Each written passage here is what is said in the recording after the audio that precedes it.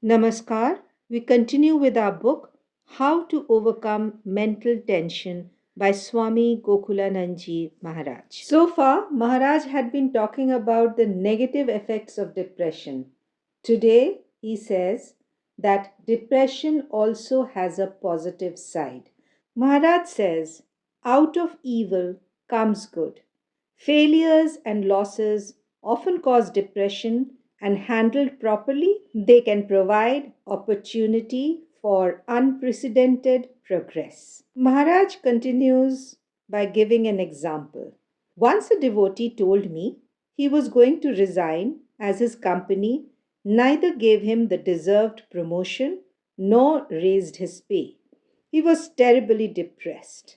I advised him to have patience because sooner or later his situation would improve. His impulsive action of leaving the job would not do him any good. I'm sure he must have reconsidered his decision and become reconciled to his lot. Depression often helps us to build up courage or become smarter, bolder, and face challenges fearlessly. The need is to treat it constructively and creatively and not make a habit of it. Self analysis will help a victim of depression to spot his past mistakes and avoid them in future. We should take a broad view of depression so that our character, beliefs, attitudes, conditioning, behavior, and even our relationships and lifestyles change as soon as we learn to handle depression and put it in its proper perspective. We emerge from it with greater strength, courage, and conviction. The secret is not to fight depression, but acknowledge its existence and see how it can be used to make ourselves better. Depression can thus bring about constructive transformation in our lives. There is the instance of the widowhood of three women and the way they handled the despair of losing their husbands. One is a woman who is at present an MLA in Rajasthan. When she lost her husband, she was totally shattered and refused to get adjusted to his absence. In that state of despair, someone directed her to me. I suggested that she should take initiation from President Maharaj at Belur Mutt. She was eager, and I wrote a letter to arrange everything for her. This was a turning point in her life and the beginning of her remarkable achievement of becoming an MLA. At almost the same time, this lady's neighbor also lost her husband. But in the absence of spiritual guidance, she found it impossible to reconcile herself to her loss. The third example is from the time I was posted in Arunachal Pradesh. In those days, I would come to Delhi periodically to receive grants from the Ministry of Social Welfare. During one such visit, I stayed in Teju and was introduced to a family called Goswamis. The husband was an engineer and they had two lovely children. They invited me to breakfast, and the wife, Su Krishna, served everything with devotion. Though the family had not yet taken formal initiation, they were very devoted.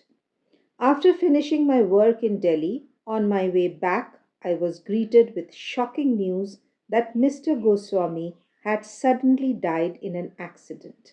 On the Mahaashtami day of the Durga Puja, while he was with his family, a friend's vehicle broke down.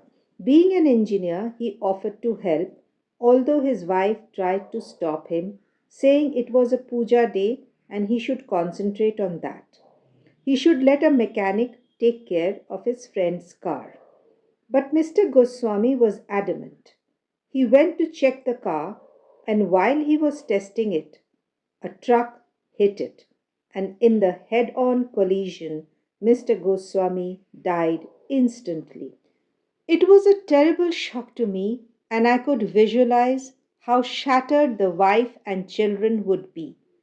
I paid them a visit and suggested they should take initiation. A thought struck me that most revered President Maharaj was expected in Guwahati in a day or two. But on enquiry, it was found that the list of people for initiation was already complete and there was no scope for more. I decided to speak to President Maharaj personally, and the whole thing was finally arranged. These illustrate the sustaining power of faith in times of crisis. Shock and sorrow are negative emotions which lead to depression and despair. Fear of the uncertainties of the future, sudden disappearance of sources of support which we have always taken for granted, and such other traumatic events lead to uncontrollable anguish. Or there might be an inexplicable feeling of guilt causing tension. From all this comes helplessness, anger, and the mind becomes restless. Having admitted all these possibilities of negative reactions arising from despair, we should also keep in mind that it serves as the springboard for a leap into the realm of the spirit. As long as we are content, we pay no attention to the matters of the spirit. For instance, the woman mentioned above did not think of taking initiation in the normal course of things. But the calamity of the death of their husbands afforded them opportunity of seeking solace through Diksha. An instance in my own life taught me a valuable lesson. In the words of Shakespeare, sweet are the uses of adversity. While I was the secretary of the Khasi Hills ashram and learned to speak the local language fluently, there was some strong opposition from the natives against me and the good work I was doing. The hostile forces were against our movement as it was trying to bring back the lost traditions of faith among the people of the Khasi Hills. Since I was like a speed breaker in their path, they wanted to remove me. One day a time bomb was planted in my room, but they did not succeed in killing me. Earlier, the authorities of the Belur Mutt encouraged me to continue my work undaunted and, if necessary, sacrifice myself for Swami Vivekananda's mission. But later, they called me back and posted me in Sargachi Ashram in West Bengal. I was hurt and depressed.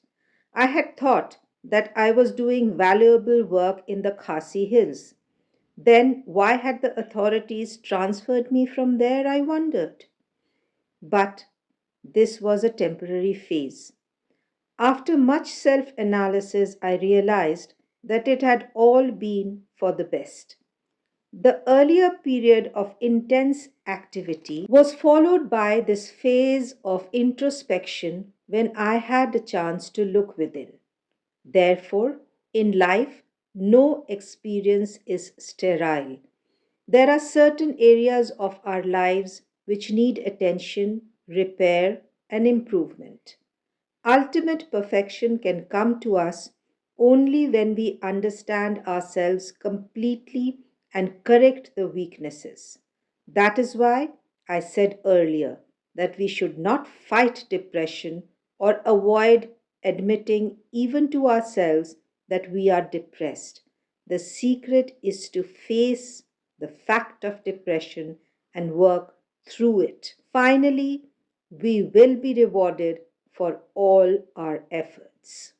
Today we will stop here, and in the next episode, Maharaj will discuss time factor in relation to tension.